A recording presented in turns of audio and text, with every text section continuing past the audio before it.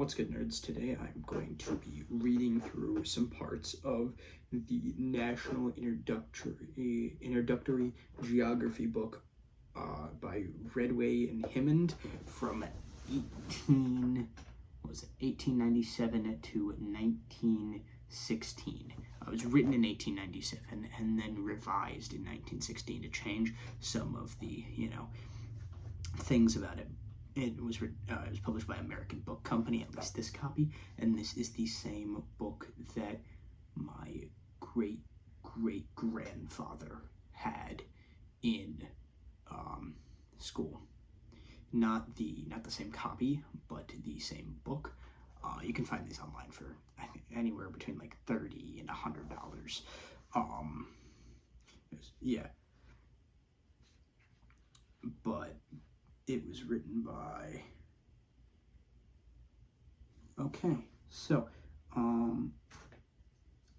just gonna go over the table of contents real quick because it has an interesting one. Geography, cardinal directions, the land ends to the east, the land ends in other directions, the continent of America, across the sea to the east, the eastern continent, our interest in the eastern continent, home of the races of mankind, our journey eastward completed, our journey teaches the shape of the earth, the turning of the earth, the zones, the scale of maps, islands, mountains, plains, rivers, systems, and springs, basins, floodplains, deltas, divides and lakes, people and subdivisions, United States positional and coastal line,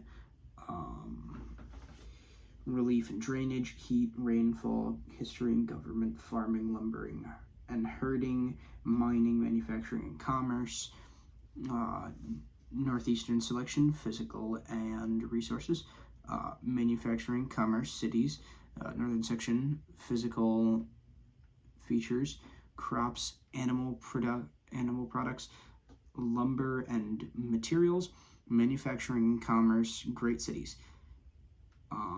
South section, surface and people, farm. Oh my god, it's not even that far, and I'm on the table of contents, and there's already a lot of racism. So I'm just gonna read out the preface, and then I'm gonna kind of skim through to not make this too boringly long for you guys.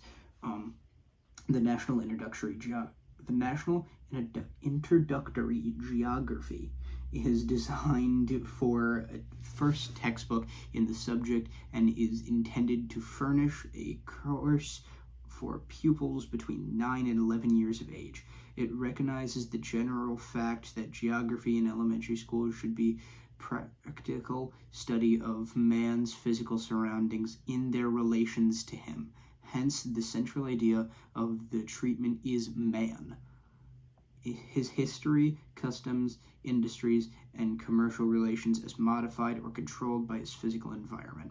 It recognizes in particular that one of the important aims in teaching of elementary geography should be to fix instability in the brain of each pupil's skeleton maps on which he may see with his mind's eye at any time the chief physical features, countries, and cities of the world in their proper locations with relation to one another. These are the units of the world's geographical intercourse. A knowledge of their names, locations, and chief characteristics constitute the proper foundation of the study of geography in more advanced grades, while it fits the large population or proportion of pupils who leave school at an early age to understand the countless geographical references which they will encounter in daily life. It points out the great linguistic and racial lines that divide the inhabitants of the earth into separate groups in each of which there is an especial similarity in manners, customs, and general views of life. The states of our union are divided into groups upon an industrial basis, which is simple, practical, and fundamental. I'm sorry, I can't read. If you can't tell, I'm dyslexic. Probably not the best idea for me to be doing one of these videos on. it divides the subject upon a definite and natural plane, and in accordance with approval, predigital, I don't even know that word. Whatever the heck that word is. That's reversed on the camera, whatever, I'll reverse that in post. No, I lost my spot. Principles. Each lesson, will complete itself, paves the way for the following lesson. The pupil is led from that in which, this is all just explaining what the textbook is. It's a really bad preface. It doesn't actually, so the cardinal directions, by the way, it does not have labeled as northeast, south, and west. It has them labeled as T, X, Y, and Z, and I'm not even joking about that. That's actually a diagram in the book, T, X, Y, and Z.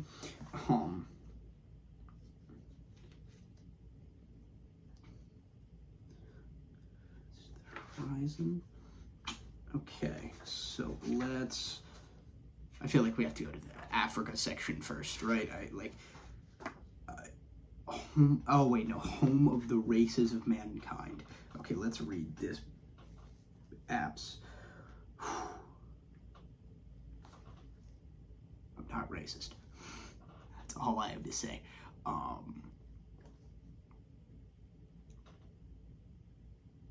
Wow, how does the color of Negroes differ from that of white men? How does their hair differ? Negroes' usual ability have broader and flatter noses and thicker lips than white men. Find Africa on the map. In what part of the eastern continent is it? The ancestors of every Negro in the country came from Africa. From Africa is the home of the black or Negro race.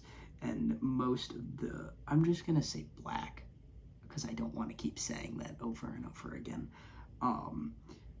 Most of the black race and most of the blacks in the world still live in that grand division. Blacks lived in the country so long that those we see here speak and dress in much the same way as white people. But the first blacks who were brought to America were poor, ingrates, savages, and many of the blacks in Africa are still savages. They live in rude and dirty huts made of mud and grass and wear little clothing. There is another kind of people that we sometimes see in this country. They have yellowish skin and slanted almond-shaped eyes, and each of them wears his hair in a long braid. They dress in a manner that seems odd to us, wearing loose jackets and queer shoes, and many of those living here are laundrymen. These people are Chinese, and they belong to the yellow or Mongolian race. Wow. The scientific racism in this book is insane. Wow. That is absolutely insane. The depictions of some of these people as well, like, just to give you guys a bit of a reference, that's kind of what we're looking at. I'll edit in a better picture in post from the beginning of me starting this to now. That's crazy. The home of this race is the Eastern and Northern Asia, though there are but few yellow people in our country. Very many live in Asia. There are about as many yellow people in the world as there are white people. The people that live in the extreme southeast of Asia and in the neighboring islands are somewhat different from the yellow race. Their eyes do not slant and their skin is of a brownish color. They are called Malays. Malays? Yeah, they're Malays. The Great Islands southeast of Asia are the home of the brown or Malay race. When the white men first came to this country, the only people they found had long, coarse black hair and reddish yellow skin. Most of them lived in huts or wigwams made of skin or bark. They wore little clothing and passed their time in hunting or fighting with bows and arrows. The white men called them Indians.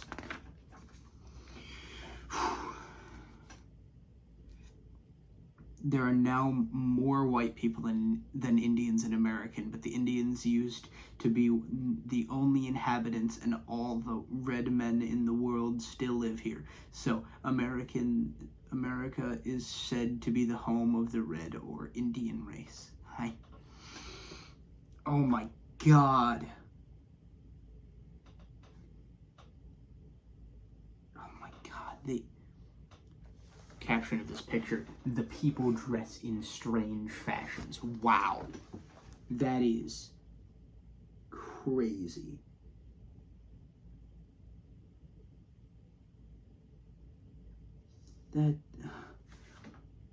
Okay, yeah, no, I have to go to the Africa page because I won't be able to calm down by the end of this video if I don't do that first. Because golly, the amount of racism is absolutely wild here. I think it's at Africa starts on 128. Wow. So 128. So let's see how they explain Africa.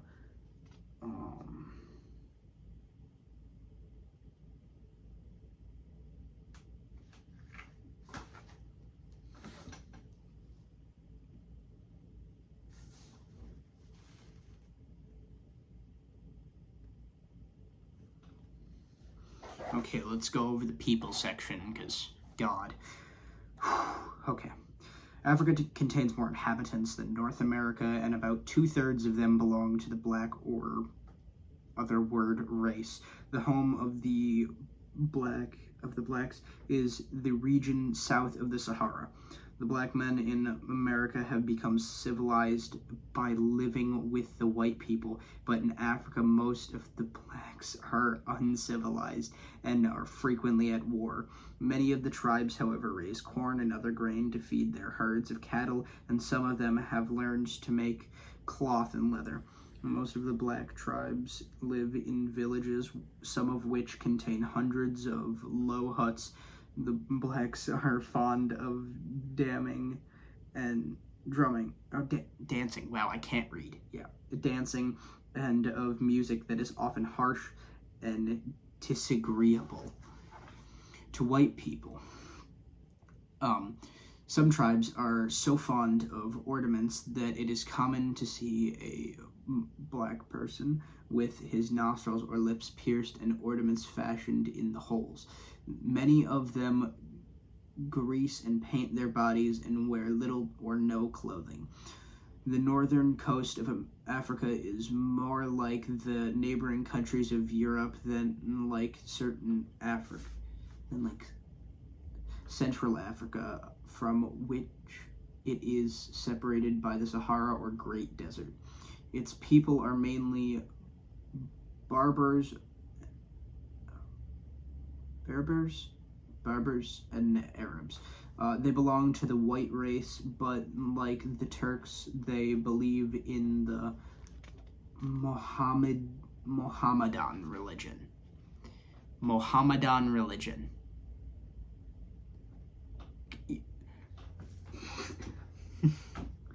We have cultural racism, we have religious racism, we have racism that they don't even know is racism, really, because they probably weren't even thinking about it in writing this. Okay. Gonna keep reading. Mohammedan religion is wild. Some of the Berbers are civilized, but many are half-civilized with no fixed homes. They wander about the country with their herds of cattle and camels, sometimes plundering caravans. That makes it sound like all of them do that, but it only happens sometimes. The Berbers once occupied all the country from the Red Sea to the Atlantic Ocean, but about 1,000 years ago, Arabs came over from southwestern Asia, and descendants are today the traders of northern Africa. The Arabs wear flowing robes and turbans and are among the finest horsemen in the world. Nearly all the trade between the interior and the coast is by means of Arab caravans. In southern Africa and along the coast are European colonies. I think I'm just going to go through and read the people sections of all of these and then possibly do some of like the industry sections. I don't have enough time to go through all of them, but I can actually, this is a great picture to put in post. That is a map of Africa. As you can tell, a lot of it is different. A big thing a lot of people know actually, or don't know actually, is Germany was a very large colonial power, at least. So there's actually some of the colonial powers that still have countries in Africa at this time point is Germany. It has German East Africa and German Southwest Africa, as well as it appears. There's a territory that's literally just marked as French. There's an area, large area of the Sahara or Great Desert, marked as just Spanish territory. Giant area. Oh wait, sorry. No, that's the name of a town. It's called Freetown. I was like, oh, I bet that's... No, it wasn't.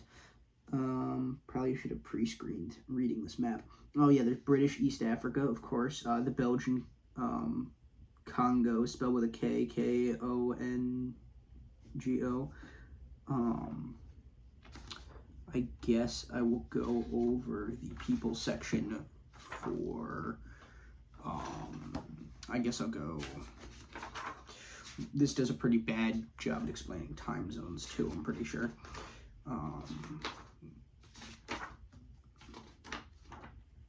Don't quote me on that one.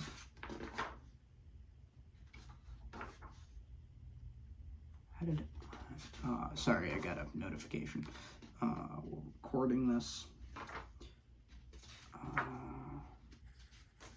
United States. Ooh. Dakota's separated. Nice, correct map. Kentucky's drawn a little bit too big, I think. North Carolina, South Carolina. Checking to make sure all the states that are separated are separated. Got both the Virginias, yep, both the Dakotas, both the, what's it called? Carolinas, yeah. Oh, and of course, that little area of Mexico that branches off the bottom of California is still called Lower California.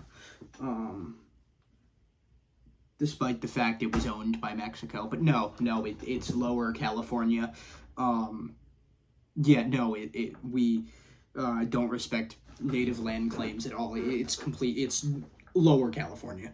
Not at all, any form of Mexican territory. It's just kind of Lower California. Does it have, oh my god. Do they have Lower California marked here as, they spelled Pennsylvania wrong. It's kind of funny. Not on the map, but like in part of the key. Let's look at this. The northeastern section. Connecticut, Rhode Island, Massachusetts. Hey, it's drawn like the borders of Africa with a pencil.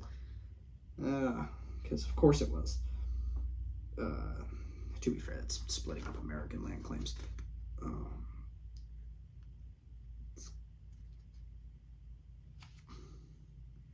Gun factory in Massachusetts. Oh, they're gonna need that factory very soon once World War I kicks up. But still really shook about that, calling them savages thing and civilized. Oh, let's see what the great cities at the time were. Near the Atlantic coast, New York. Okay, New York. With the second largest in the world population. Okay.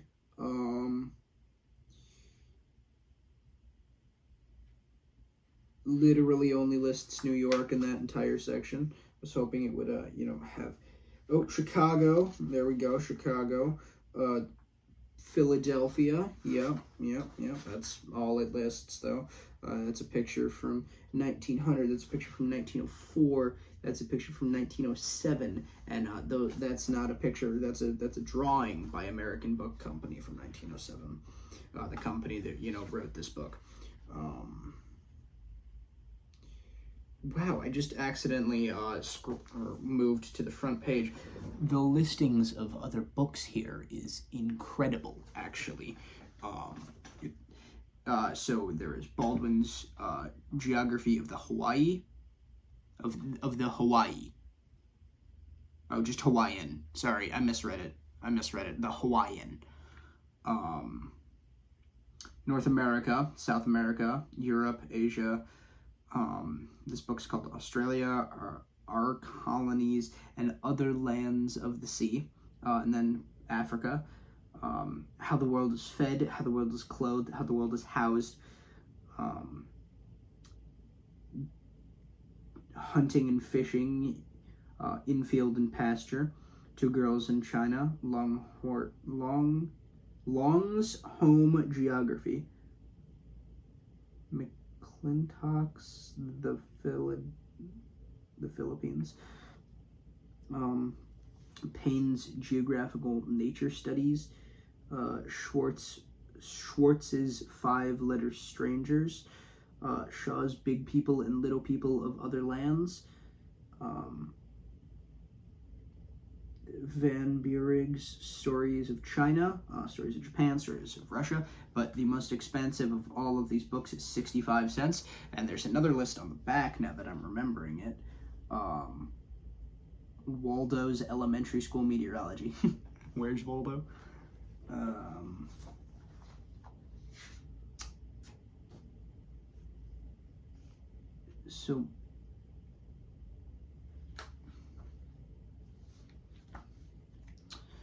Let's actually look for some of these peoples sections. North America.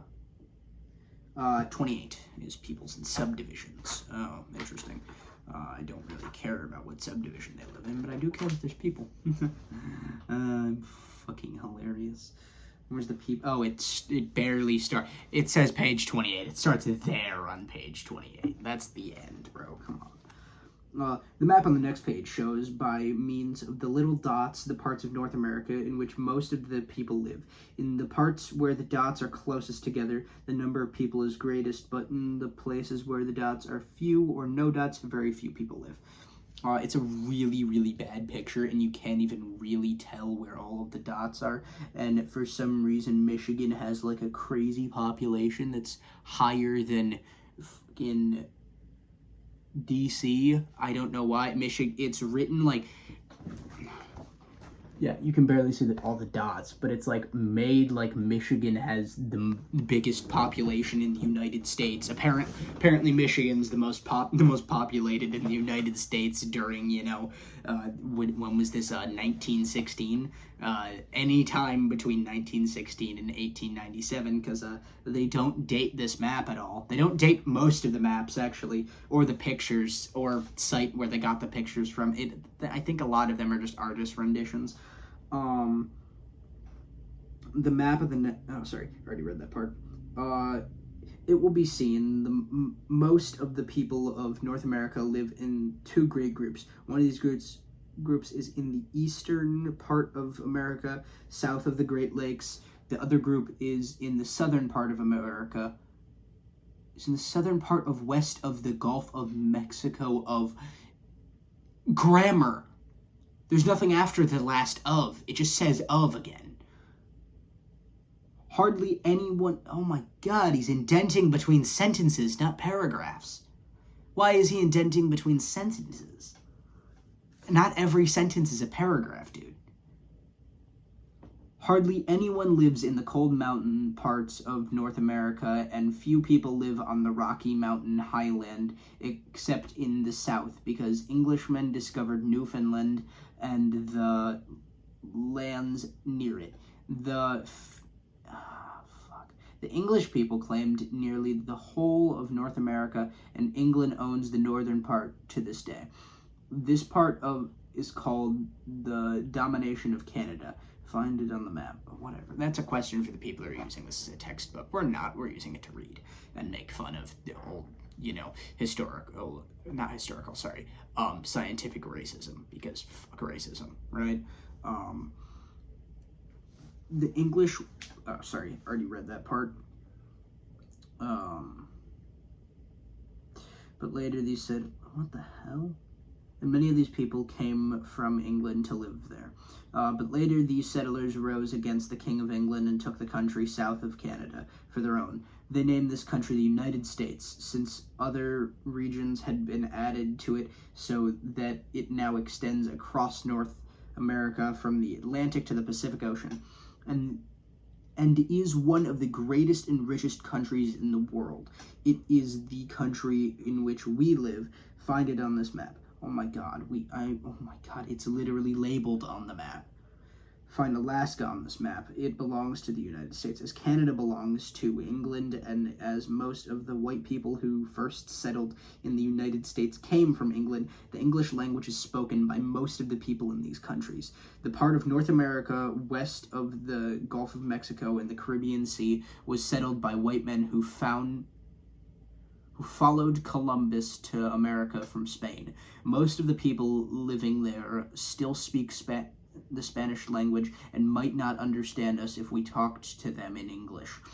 For a long time, the King of Spain owned these countries and made laws for them, but at last his soldiers were driven away by the descendants of Spanish settlers who now own the country and make laws for themselves. The country west of the Gulf of Mexico is called Mexico. Wow, the country next to the Gulf of Mexico is called Mexico? I never would have guessed that, The narrow strip of land between Mexico and South America is called Central America. Find Mexico. Oh my god. When language is spoken in these countries, the word in these countries is all mixed together by most of the other people in North America. What then is one important difference between the two great groups of people in North America. The Rio Grande may be said to separate the English-speaking from the Spanish-speaking people of North America. Oh my god. So if I'm stuttering, it's not even because I'm messing up reading it that bad, I'm trying to fix this dude's grammar. It's written like he was high the entire time he was writing this book. And honestly, from the textbooks I remember from school, a lot of them are, because the grammar is so bad. It's like English is their 8th language and they don't speak it. I don't know why I chose 8th. Eight's a cool number. I don't know.